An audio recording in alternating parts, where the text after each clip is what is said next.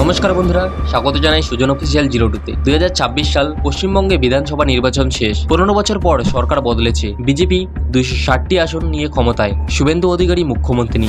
মানুষ ভোট দিয়েছে পরিবর্তনের আশায়, কিন্তু বন্ধুরা, সরকার বদলালেই কি সিস্টেম বদলায়? আজকের ভিডিওতে এই একটাই প্রশ্ন নিয়ে কথা বলবো, কি হচ্ছে, কি হওয়া উচিত, আর আমরা কোথায় দাঁড়িয়ে আছি।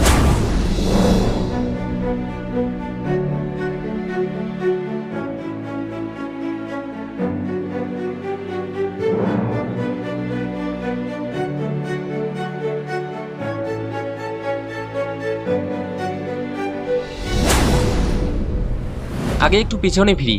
নির্বাচনের আগে কোথায় ছিলেন আমাদের নেতারা? কেউ মাছ বাজারে গিয়ে ক্যামেরার সামনে দাম জিজ্ঞেস করছে, কেউ রাস্তায় দাঁড়িয়ে ভিড় জমাচ্ছেন, কেউ ধর্মীয় অনুষ্ঠানে মালা পরছেন, আর সোশ্যাল মিডিয়ায় সেই ছবি ভাইরাল হচ্ছে। ছবি তুলে মানুষের মনে থাকার চেষ্টা। এটা শুধু একটা দলের রোগ না, এটা আমাদের গোটা সিস্টেমের রোগ। ভোটের আগে তৃণমূল নেতা আজিজুল মোল্লা, দক্ষিণ 24 পরগনার একজন দাপুটে নেতা, প্রকাশ্যে বললেন গণনার পর বিরোধীদের ওপর সিস্টেম রোলার চালানো হবে। ভিডিওটি ভাইরাল হলো, নির্বাচন কমিশন গ্রেপ্তার করলো। এই মানসিকতা হলো সেই সিস্টেমের, যেখানে নেতা মনে করেন জনগণ তার প্রজা, সেবক নয়। নির্বাচনের ফলাফল বেরোনোর 48 ঘন্টার মধ্যে পশ্চিমবঙ্গে একটা দৃশ্য দেখা গেল।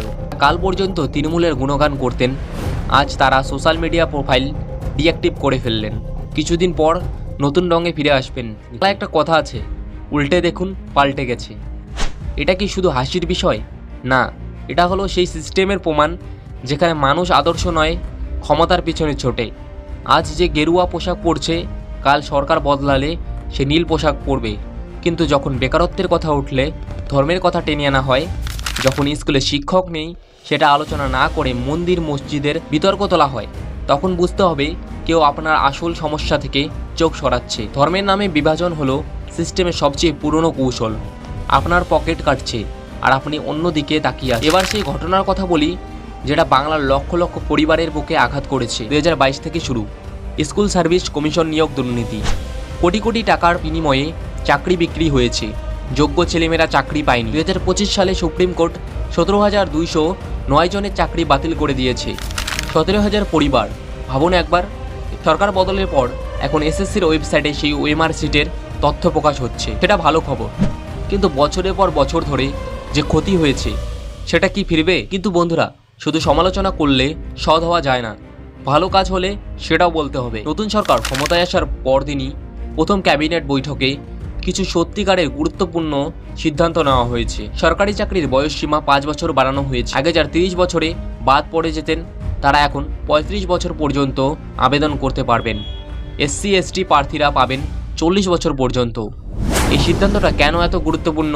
কারণ এসএসসি দুর্নীতির জন্য যাদের জীবনের সেরা বছরগুলো নষ্ট হয়ে গেছে, তাদের জন্য এটা একটু হলেও ন্যায় বিচার। আয়ুষ্মান ভারত প্রকল্প এবার পশ্চিমবঙ্গে চালু হবে। পিএম জন আরোগ্য যোজনা, বেটি বাঁচাও বেটি পড়াও, এই কেন্দ্রীয় প্রকল্পগুলো যা আগে বাংলায় ছিল না, সেগুলো আসছে। সীমান্তে বিএসএফকে জমি হস্তান্তর করা হবে বলেও ঘোষণা হয়েছে, যা জাতীয় নিরাপত্তার জন্য দরকার ছিল। ঘোষণা আর বাস্তবায়নের মধ্যে অনেক ফারাক থাকে। আমরা ঘোষণার জন্য না, কাজের জন্য অপেক্ষায় আছি। বন্ধুরা, এবার একটা কথা বলি, যেটা আমার মনে সবচেয়ে বেশি লাগে। দুনিয়াটা এগিয়ে যাচ্ছে, আন্দামান নিকোবর নিয়ে ভারত মহাসাগরে কৌশলগত পরিকল্পনা হচ্ছে, এআই প্রযুক্তি, শিক্ষায় বিশ্ব ছুটছে, আর আমাদের কিছু নেতা বলছেন মাছের দাম বাড়ছে। কিন্তু মাছের দাম কমানোর উপায় কি? বাজারে গিয়ে ছবি তোলা? উপায় হলো কৃষি ব্যবস্থা ঠিক করা, সাপ্লাই চেন ঠিক করা, দুর্নীতি কমানো। এগুলো নিয়ে কথা বলুন। নেতার কাজ নেতা করুক, রাস্তা বানান, স্কুল ঠিক করুন, চাকরি দিন। শিক্ষকের কাজ শিক্ষক করুক, ছাত্রদের পড়ান। আমাদের কাজ আমরা করি। প্রতিটা মানুষ যদি নিজের দায়িত্বটুকু সঠিকভাবে পালন করে, তাহলে সিস্টেম বদলায়। সিস্টেম বদলানো মানে শুধু সরকার বদলানো না, সিস্টেম বদলানো মানে মানুষের মানসিকতা বদলানো। ভিডিওটি যদি সত্যি ভালো লেগে থাকে, লাইক করো, শেয়ার করো, পরিচিত কাউকে পাঠাও যার এই কথাগুলো শোনা দরকার। আমি সুজন, দেখা হবে পরের ভিডিওতে।